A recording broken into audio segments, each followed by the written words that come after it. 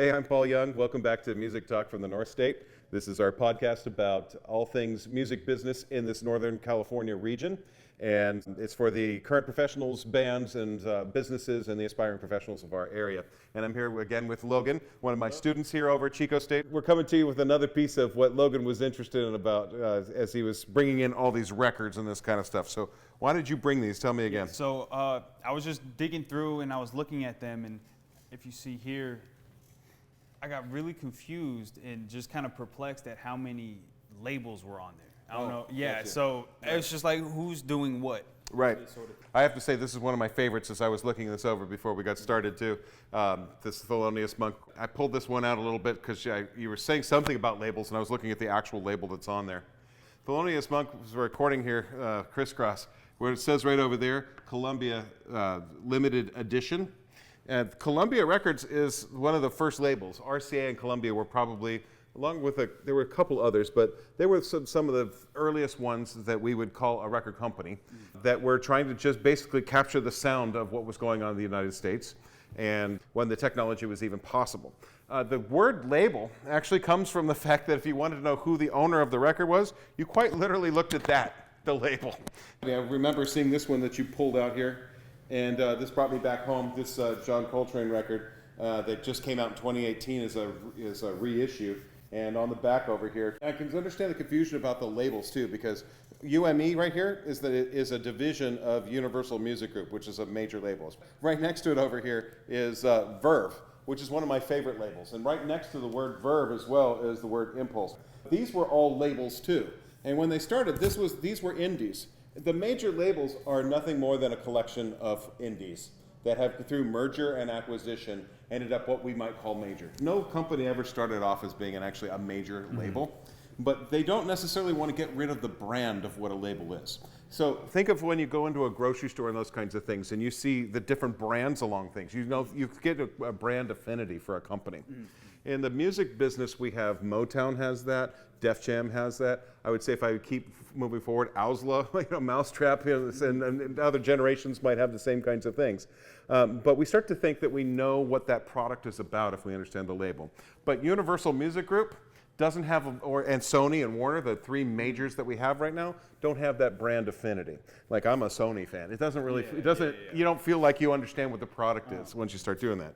If you start saying, I'm a Nestle fan, then you might think of, the chocolate in the grocery store kind of thing. But you don't realize they own Contadina, Ortega, Friskies, Lancome, L'Oreal, Maple. And so if you start to see the Sofers and all these companies, Carnation, are all Nestle, all of a sudden the brand's not going to feel the same. And that's why we keep these label names on here. So you kind of still have a feeling of what this is about and that it was a part of, this actually came out on Impulse Records, this one originally. And then when Universal is a merger between two other major labels, MCA and Polygram, when they came together and they had a Verve property, they said, Verve, take over Impulse's catalog and we'll have one team working on our jazz records.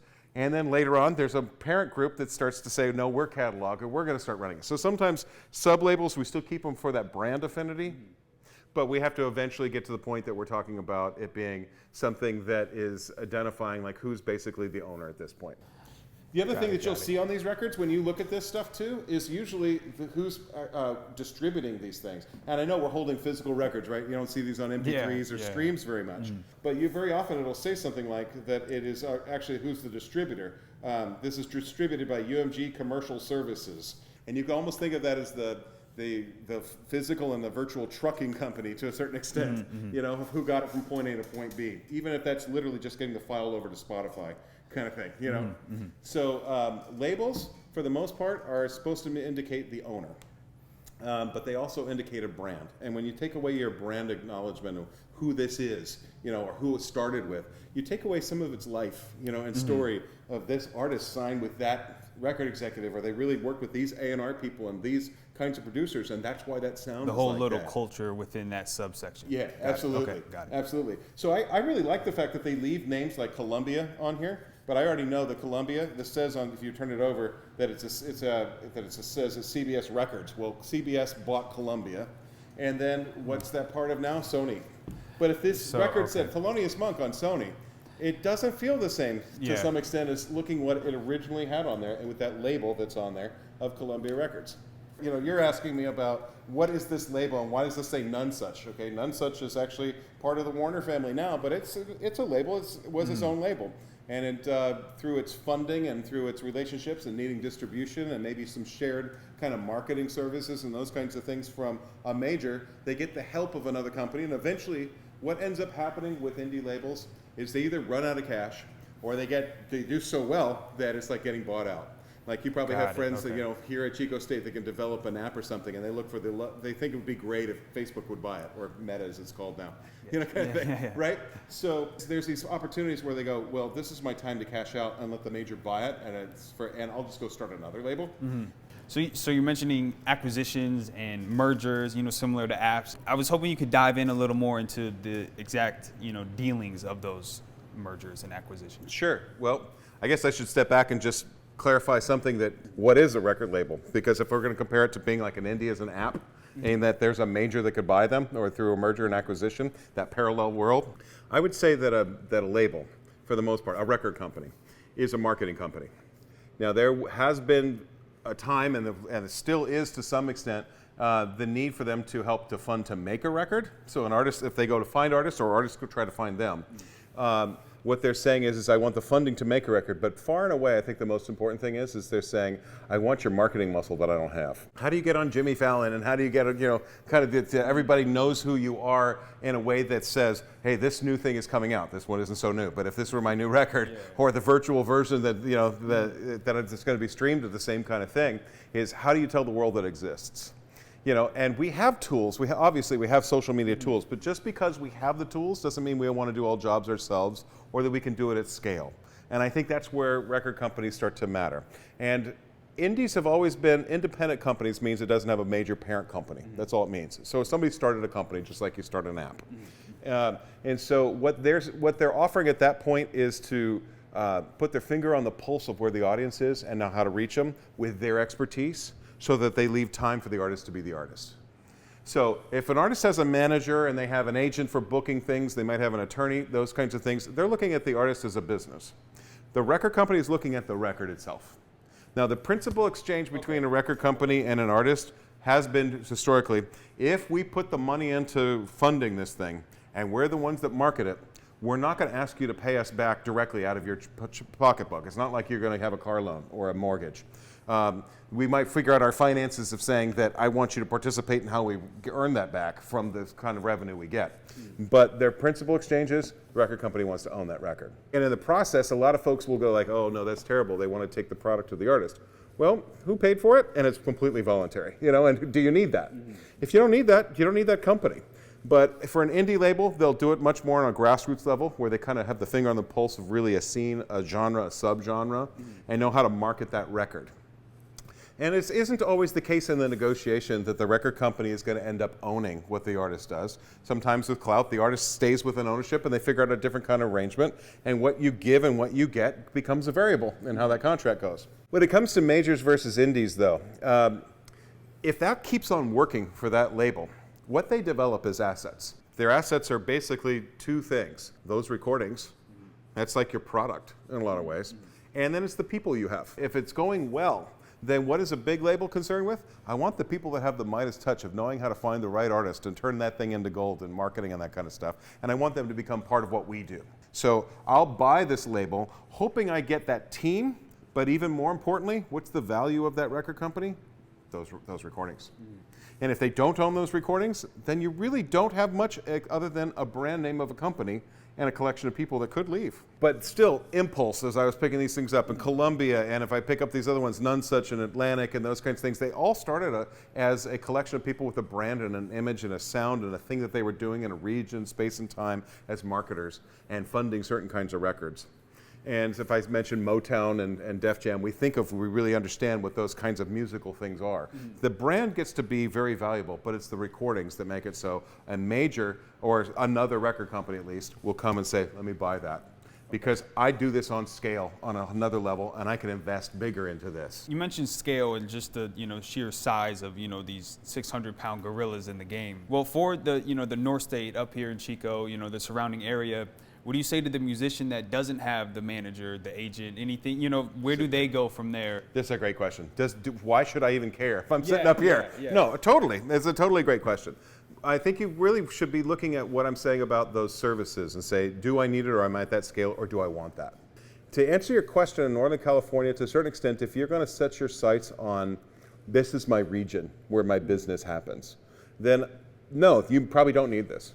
You know, because you can get to the point that other people hear you, and you're probably going to make your living more so off of the work that you do in the community that you have in your local area. So all of that is maintaining ownership of the copyright as well as the records, no labels whatsoever, Right. doing your own thing in your own region. Yes, but chances are that same business it's not just thinking about records. The people that are here, you're thinking about live concerts, and you're thinking about the connections that you have. Yes, you could sell merchandising and those kinds of things. There's lots of different ways that you can make money as a business, right? Records are only one piece of your total enterprise when you're being an artist. So in the North State, in the beginning, not only is it not what I would necessarily think you're pointing towards, do I need a record company? But whether or not, I would say that you probably should be thinking beyond the records themselves if you're not already, and you're not wrong about that. We need records, we need recordings, and we need them on Spotify and SoundCloud and Apple and YouTube. We need to have our presence there. And there's a social presence that's about our relationships, and there's a streaming presence that may feel social, but it's really much more about our revenue and where our recordings go and how they measure up with other recordings for our stature.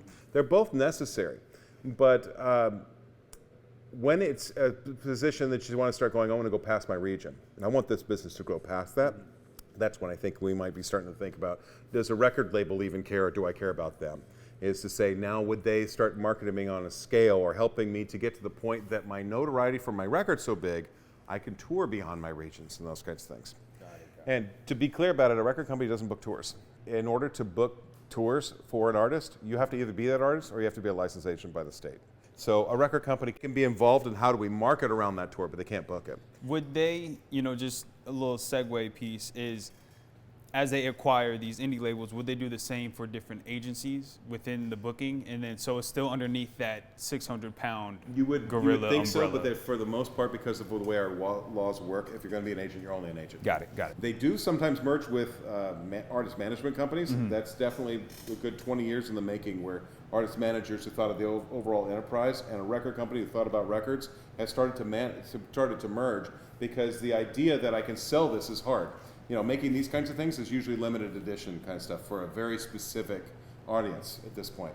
But other than that, labels, how they make money after owning these recordings is once you have a huge catalog of stuff and you start offering it to Spotify and the like, then you start to have a steady stream of income coming from the aggregate of all these things. And yeah, your gems are your gems that carry things, but the fact that you have lots of them become kind of the river of the slivers of copper, the pieces of pennies that it is for every play. If you're an individual that doesn't have many of these, it doesn't add up as much. And so, do you need a label? Well, the label might not even need you, kind of thing, until they start to see that that's going to scale. So, are you after a label and those kinds of things? In my belief, no, you're not. In the beginning, what you probably need to do is take care of your social environment and your streaming environment, and those kinds of things, and making your connections with people, and then figuring out how I'm going to make multiple income streams within my market. When that starts to work, that's when something that happens in a region that can start to travel out with artist representatives and then possibly labels with making higher quality recordings with different producers and different engineers that are professionals that want to be paid, next steps, and that you don't have those dollars yet. That's usually when people plug into wanting to be on a label or with a label, is when I can't afford to do that kind of marketing or work with those kinds of people, and I'm at the place where that's next. Big one that pops in my head is Taylor Swift and how she went through the whole course, and is that a conflict with her record label? Now she's saying she doesn't want one. She came out with Taylor's version of one of her albums. Can you give some insight into that? There is a parallel when we start talking about the regional kind of a thing and do you need a label or not. When she was young, she was a talent for a number of years, because we all kind of probably know her story. And so she was signed to an indie, and Nashville feels like a big market, but she was young, and I think that's where you can see where a label is valuable, because they would fund and set her up with the kinds of producers and so forth, help hone her songs, or either write with her or co-write with her, figure out how her songs end up on great recordings at great studios. What those next steps were from that regional standpoint we mentioned. Okay, right. got it. Where is she now from a talent, and she can do these kinds of things, to let's plug it into an environment that they'll be, on the scale of something that the world would be paying attention to. Got it. Okay. Yeah. Okay. So that was Big Machine Records, and as I understand it, this guy Scott Borchetta, and Taylor, as I understand it, was his first signing. So she's recording for someone she wants to work with, and her family has to be part of this too, because she's underage at this point. So they made several of those records, like you said. And that indie label knew what to do with Taylor and how to move things forward. Normally these contracts will go for, I want you to record at least one record at a time. If I pick you up for another, just like if I sign you to a sports team, you're going to play for another year, going to play for another year, under a multi-year kind of thing, or a multi-record contract is common. After she had done several records with them, I would believe it'd probably be Scott Borchetta or the folks that were working at Big Machine were ready to sell off their label. And as I was saying before, what is a label? It might be a collection of people, but it's those assets are the recordings that they have. She's not at that point an owner of her own recordings under a traditional situation. So what happened by that point was when those recordings are up for sale, the highest bidder for those was someone she didn't happen to like. An artist manager by the name of Scooter Braun, most well known for working with Justin Bieber originally. I don't know them personally to say that I know what the rift was between Taylor and Scooter Braun, but there was some bad blood there. And so when Scooter Braun was interested in buying more recording assets, he bought the master catalog of Taylor Swift stuff. She doesn't want that to happen, but she's not in control of what those recordings are. She's the maker. She's the one we love, right? But those recordings are assets. They're properties. They're copyrights. So what she decided was, I don't need a label anymore to tell the world I exist or to make those recordings or to market things.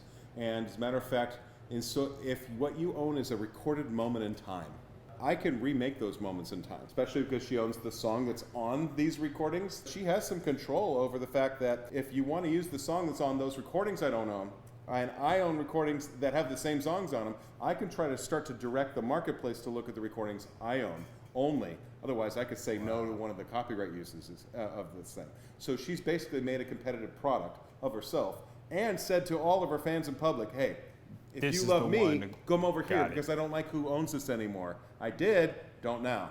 She's not new. I've seen plenty of others. Leonard Skinner did the same thing when I was Universal and we owned MCA, and Def Leppard did the same thing, and there's plenty of others that would re-record their original recordings, and then you go to her shows, their shows, those kinds of things, and if they do sell any of these kinds of things, the one that's in the back of the hall, the one that's on Spotify that's also next to things, the one that gets put in the movie or the advertising is the new version to basically put the other company back on their heels. We may love that classic recording, but if they're capable of duplicating it enough that we're satisfied, then basically that's a way of saying, I now have my own label, my own recordings, and my own control when I didn't before.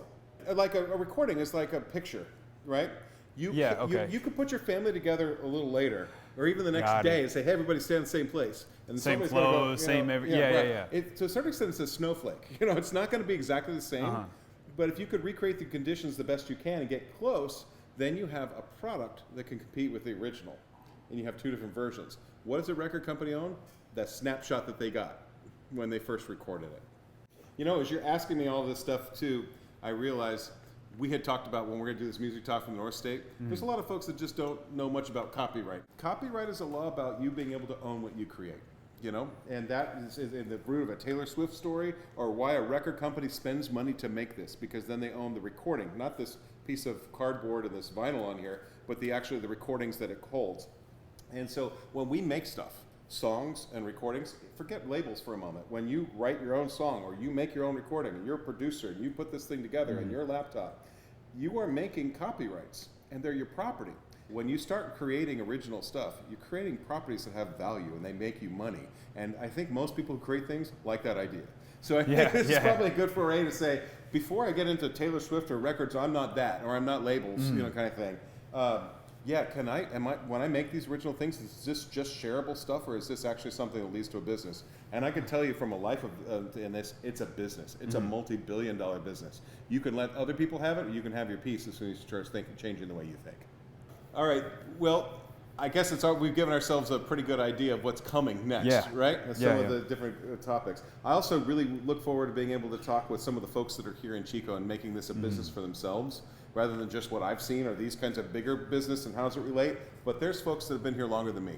Besides copyright and record companies and all those kinds of things, I want to talk about people and relationships and business that happens 100%. on a level that can be sustained and is being sustained. Kind of turn some things around the way that we're doing this, where I'm going to ask them some questions and things and see, well, tell me what I don't know, for the benefit of the same audience that's talking about music talk from the North State. Sounds good. I'm excited. Shout out to Moms again, by the way. For giving us some coffee over here. The Mom's breakfast place right across the street. We're over here at the Madison Bear Garden, and we'll sit right here and do this again and talk more about music.